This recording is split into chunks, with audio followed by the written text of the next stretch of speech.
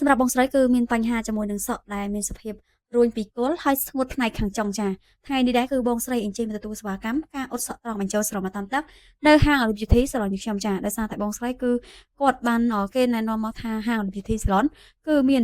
ការទទួលសេវាកម្មការអ៊ុតសក់ត្រង់បញ្ចូលស្រោមតាមទឹកអ៊ុតព្យាបាលបានគ្រប់ប្រភេទសរសៃសក់សក់ដែលឆេះសក់ខូចសក់រួញសក់ស្ងួតសក់លេងពណ៌អ៊ុតទឹកថ្នាំកន្លែងគេឆេះគឺអ៊ុតបានទាំងអស់ចាដោយសារតែហាង Olive Beauty Salon គឺប្រើប្រាស់តែជាមួយនឹងទឹកថ្នាំបោះឆ្ពាន់ដែលមានគុណភាពខ្ពស់មានស្តង់ដារការផលិតត្រឹមត្រូវចាហើយជាមួយនឹងឈុតទឹកថ្នាំអ៊ុតសក់ត្រង់បញ្ចូលស្រោមតាមទឹកនេះដែរគឺហាង Olive Beauty Salon គឺប្រើតែមួយមុខនេះទេចាគឺអ៊ុតបានទាំងព្យាបាលហើយបានទាំងត្រង់បានយូរត្រង់រហូតដល់សក់ថ្មីដល់មកវិញតែម្ដងចាអ៊ុតហើយភ្លាមគឺស្ប៉ាជូនភ្ញៀវភ្លាមតែម្ដងចាគាត់តែស្ប៉ាហើយព្រមផ្លុំសក់ឲ្យស្ងួតនិងទទួលបានរសៃសក់ដែលអ៊ុនរលោងស្អាតហើយត្រង់បានយូរត្រង់បានរាប់ឆ្នាំចាសម្រាប់បងស្រីគឺធ្វើហើយគឺពេញចិត្តខ្លាំងតែម្ដងចាគឺញញឹមបិទចិត្តហើយចាតែសារសក់បងស្រីពេលមុនអ៊ុតគឺស្ងួតហើយរួញខ្លាំងចាចឹងពេលដែលអ៊ុតហើយចាគឺទទួលបានរសៃសក់របស់គាត់គឺប្រែមកត្រង់អាឡោះលោងស្អាតហើយត្រង់បានយូរថែមទៀតចាអញ្ចឹងសម្រាប់បងដែលគាត់មានចំណាប់អារម្មណ៍បងអាចទៅមកកាន់ Page បងប្អូនបានចាអរគុណ